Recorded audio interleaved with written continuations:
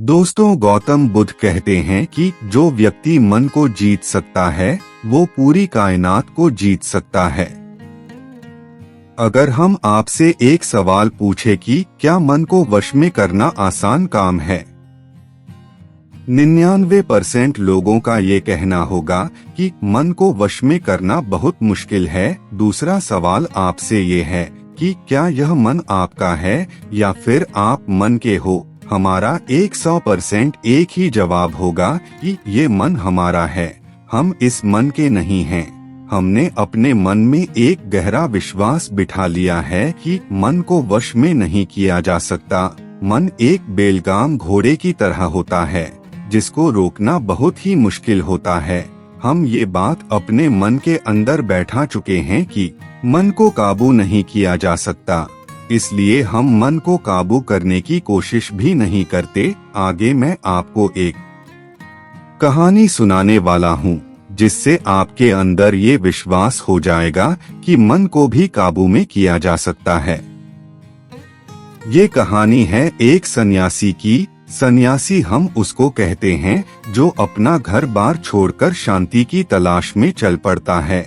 लेकिन वो सन्यासी बनने से पहले एक बहुत ही धनवान व्यक्ति था। लेकिन इतना धनवान होने के बावजूद उसका मन शांत नहीं था, क्योंकि धनवान बनने के लिए उसके मन ने उससे बहुत सारे गलत काम करवाए थे, बहुत सारे पाप करवाए थे।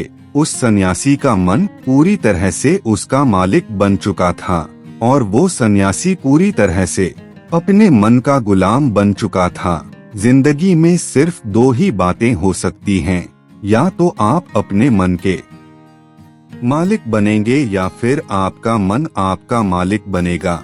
जीवन में सब ऐशो आराम के बावजूद उस सन्यासी के मन में बहुत पीड़ा थी। वही पीड़ा की वजह से वो आदमी सन्यासी बन गया। सन्यासी बनने के बाद वो आदमी संसारिक लोगों से दूर हो गया, जंगलों में भटकने लगा, भिक्षा मांगकर खाने लगा, ध्यान करने की कोशिश करने लगा, कई तरह की साधना करने लगा। लेकिन फिर भी उसका मन शांत नहीं हुआ। ध्यान की शुरुआत ही इसी बात से होती है कि हमारा मन शांत हो और हम मन पर लगाम लगा सके। लेकिन इतना सब कुछ करने के बावजूद भी वो सन्यासी का मन शांत नहीं हो पा रहा था। सन्यासी के मन में भी ये विश्वास पक्का होता जा रहा था कि मन को वश में नहीं किया जा सकता। एक दिन वो सन्यासी ऐसे ही भटक रहा था कि उसे एक आदमी मिलता है। वो व्यक्ति ना ही तो कोई साधु सन्यासी था और ना ही कोई बुद्धिमान व्यक्ति। वो व्यक्ति एक साधारण सा किसान था जो अपने खेत में हल चला रहा था। वो किसान सन्यासी को देखता है और उसके पास आकर पूछता है, मैं आपकी क्या मदद कर सकता हूँ? आप बड़े परेशान लग रहे हो। सन्यासी किसान को कहता है कि तुम मेरी क्या मदद करोगे?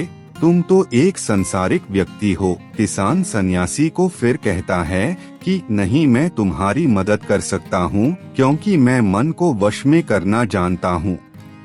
सन्यासी किसान की बात सुनकर हंसने लगा और बोला, तुम मन को वश में करना जानते हो? सन्यासी किसान से कहता है कि मैंने अपना सब कुछ छोड़ दिया, उसके बावजूद मैं अपने मन का गुलाम हूँ और तुम कह रहे हो कि तुम मन को वश में कर सकते हो। किसान सन्यासी को कहता है कि मन को वश में करने के लिए सब कुछ छोड़ना आवश्यक नहीं है, बस एक चीज को ही छोड़ना जरूरी है। सन्यासी उससे पूछता है कि कौन सी चीज छोड़नी जरूरी है?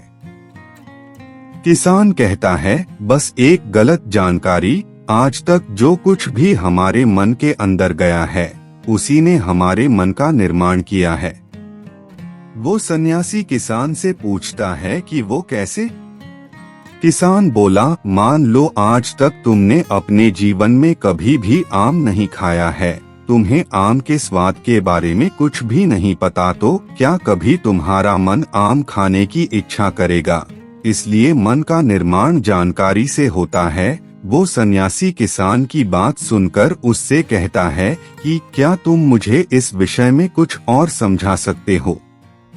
किसान ने सन्यासी से कहा, अगर तुम अपने मन को वश में करना सीखना चाहते हो तो ध्यान से मेरी बात सुनो। किसान सन्यासी को कहता है कि तुम अपने मन को तभी वश में कर पाओगे जब तुम उसकी जड़ों को देख पाओगे। मन का निर्माण हमेशा जानकारी से होता है और ये जानकारी हमारे मन तक 5 रास्तों से पहुंचती है और वो 5 रास्ते ये हैं। आंखों के द्वारा हम जो कुछ भी देखते हैं, अच्छा या बुरा, वो हमारे मन में बीज की तरह बो दिया जाता है। कानों के द्वारा हम जो भी सुनते हैं वो हमारे मन में बीज के रूप में बो दिया जाता है। जीभ जिस भी चीज का स्वाद हम एक बार ले लेते हैं वो स्वाद हमारे मन में दर्ज हो जाता है। नाक जो भी चीज हम एक बार सूंघ लेते हैं, चाहे वो खुशबू हो या बदबू, दोनों ही हमारे मन में जमा हो जाती है। त्वचा जब भी हम किसी भी चीज को एक बार स्पर्श कर लेते हैं, छू लेते हैं, वो याददाश्त हमारे मन में दर्ज हो जाती है। इन 5 रास्तों से जो भी जानकारी हमारे अंदर जाती है वो बीजों के रूप में जमा हो जाती है और फिर धीरे धीरे पेड़ का रूप धारण करती है। हमारा मन मिट्टी के जैसा होता है जिसमें बीज बोए जाते हैं।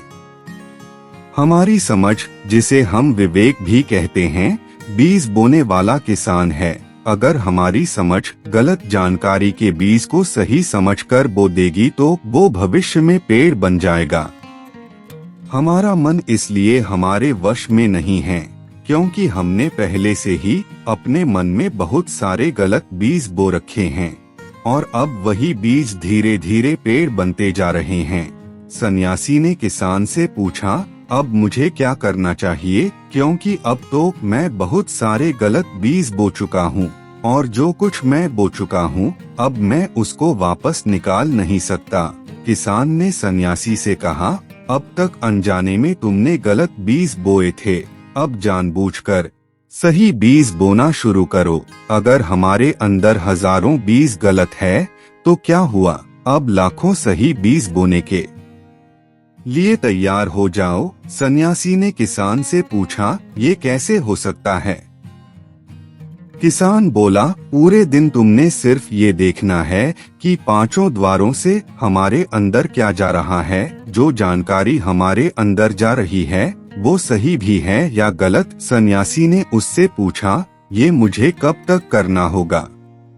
किसान ने उत्तर दिया, जीवन भर तुम्हें ये करना होगा। जिस तरह हम अपने पेट को अच्छा भोजन देते हैं उसी तरह अपने दिमाग को भी अच्छा भोजन देना है। जीवन में हमें हर समय 2 विकल्प मिलेंगे, एक विकल्प हमारे लिए सही होगा और दूसरा विकल्प हमारे लिए गलत होगा। हमने सिर्फ सही विकल्प को पहचानना है और आगे बढ़ना है। याद रखना, जब तुम सही विकल्प चुनोगे तो तुम्हारे अंदर पीड़ा हो सकती है, लेकिन वो पीड़ा सिर्फ थोड़ी देर के लिए ही होगी। चाहे अंदर कितनी भी पीड़ा हो, लेकिन हमें सही विकल्प को ही चुनना है। जितनी बार हम सही विकल्प चुनेंगे उतनी बार हम अपने अंदर सही बीज बोएंगे। जिस दिन हमारे अंदर गलत बीजों से ज्यादा संख्या सही बीजों की हो जाएगी, उस दिन हमारा मन हमारे वश में होगा। लेकिन उसके लिए आज बल्कि अभी से अपना प्रयास शुरू करना होगा। वो सन्यासी किसान की बात अच्छी तरह से समझ गया। दोस्तों, अब यही बात हमारे ऊपर भी लागू होती कि हम सही बीज बो रहे हैं या गलत बीज।